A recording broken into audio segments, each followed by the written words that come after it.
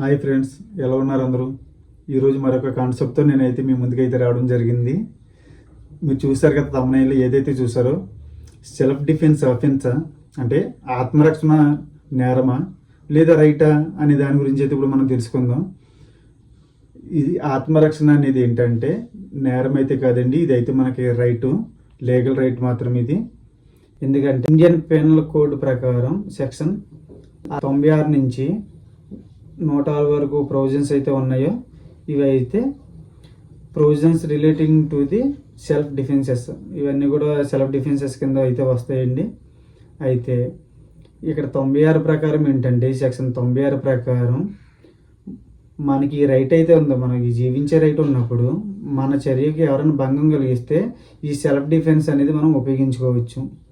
అదేవిధంగా సెక్షన్ 97 ప్రకారం ఏంటంటే, ఈ సెల్ఫ్ డిఫెన్స్ అనేది ఓన్లీ మన బాడీకి మాత్రమే కాదు, సెల్ఫ్ డిఫెన్స్ అనేది ఇది మన ప్రాపర్టీలకు కూడా సంబంధించి వాడడం అయితే జరుగుతుంది.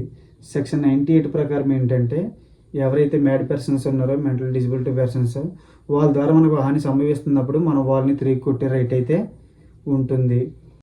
సెక్షన్ 100 ప్రకారం కొన్ని సందర్భాల్లో మన సెల్ఫ్ డిఫెన్స్ అంటే మన ఆత్మరక్షణ సందర్భాల్లో కొన్నిటిని మనం కొంతమంది వ్యక్తుల్ని చంపే రైట్స్ అయితే ఉంటాయి. అందులో ఏంటంటే రేప్ విషయంలో అయితే ఎవరైతే ఉమెన్ ఉన్నారో, రేపు కాబడిన యువతి తనను తాను రక్షించుకునే క్రమంలో ఆ వ్యక్తిని అయితే చంపే రైట్ అయితే ఉంటుంది. అదేవిధంగా కిడ్నాపింగ్ విషయంలో కూడా, యాసిడ్ దాడి విషయంలో, అదేవిధంగా రాబరీ విషయంలో, వీటి ఈ చెప్పిన ఈ సందర్భాలు ఏవైతే ఉన్నాయో వీటి ద్వారా అయితే మనం రక్షించుకునే క్రమంలో ఎదుటి వాళ్ళని చంపే రైట్స్ అయితే మనకు ఉంటాయి. తర్వాత కండిషన్స్ చెప్తానండి ఇప్పుడు మీకు. ఇవన్నీ మనకు వర్కౌట్ కావాలంటే కొన్ని కండిషన్స్ అయితే ఖచ్చితంగా అయితే ఫాలో అవ్వాలి. ఈ సెల్ఫ్ డిఫెన్స్ అనేది ఏంటంటే ఎలా ఉండాలంటే, ఇది మాత్రం రివెంజ్గా మాత్రం కూడా ఉండకూడదు. సెల్ఫ్ డిఫెన్స్ అని నీవు రక్షించుకోవాలంటే, అంతేగాని నీ పూర్వం ఏదో పగల పెట్టుకొని వారి మీద రివెంజ్లు ఏం తీర్చుకోవడానికి కానీ దీన్ని అయితే ఉపయోగించుకోకూడదు. తర్వాత ఎక్కువ బలం ఉపయోగించకూడదు. ఎగ్జాంపుల్ ఏంటంటే, మిమ్మల్ని ఒకరు పినిస్తో పొడిచినట్లయితే మీరు ఆ కత్తి తీసుకుని పొట్టలో పడవడం అనేది నేరం.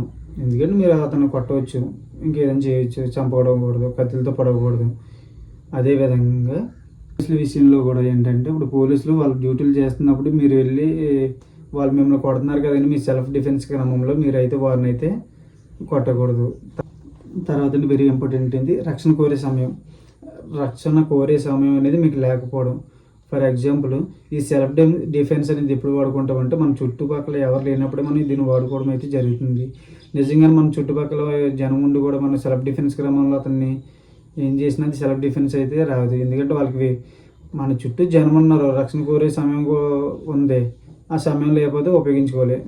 ఇంకో విధంగా కూడా చెప్పాలంటే, మీ దగ్గరలో పోలీస్ స్టేషన్ అవి లేకపోవడం, వాళ్ళకి ఉన్నా సరే మీరు వాళ్ళకి సమాచారం ఇచ్చినా సరే వాళ్ళు రావడానికి లేట్ అవుతుంది అనే సందర్భంలో కూడా ఇదైతే ఉపయోగపడుతుంది. ఎప్పుడైతే ఇదంతా లేదు, ఇప్పుడు ఈ రక్షణ కోరే సమయం అనేది లేదో, అప్పుడైతే మీరైతే ఈ సెల్ఫ్ డిఫెన్స్ అనేటిని మనం ఉపయోగించుకోవచ్చు. ఇది మళ్ళీ చెప్తున్నానండి, ఈ సెల్ఫ్ డిఫెన్స్ అనేది ఏంటంటే మనల్ని మనం రక్షించుకోవడానికి మాత్రం ఉపయోగించుకోవాలి, కానీ మనం పగ తీర్చుకోవడానికి అయితే ఇదైతే వర్కౌట్ కాదు. తర్వాత విషయం వచ్చేసరికి, ఈ సెల్ఫ్ డిఫెన్స్ అనేది ఏంటంటే ఓన్లీ మీకు ఆల్రెడీ ఇంతకుముందే చెప్పాను నేను, ఇది బాడీ మన శరీరం మాత్రమే కాదు. ఈ సెల్ఫ్ డిఫెన్స్ అనేది ఈ ప్రాపర్టీలకు సంబంధించింది కూడా ఉంటుంది. ఎవరైతే మన ప్రాపర్టీని రాబరీ చేయడం కానీ, ఫైర్ చేయడం కానీ, హౌస్ బ్రేకింగ్, మన హౌస్ని ఎవరైనా బ్రేకింగ్ చేసి దొంగతనం చేసిన సందర్భంలో, అదేవిధంగా మన ఇంట్లోకి చొరబడి మారణాయుధాలతో, తుపాకులతోనూ చొరబడి మన రాబరీ చేస్తున్న సందర్భంలో డిఫెన్స్ అనేది ఉపయోగించుకోవడం అయితే జరుగుతుంది. అంటే ప్రతి ఒక్కరికి అయితే అవసరం. ఇది మెయిన్ లేడీస్గానే అనుకుంటారు కాదండి, ఇది అందరికీ కూడా అప్లికేబుల్ అయితే అవుతుంది.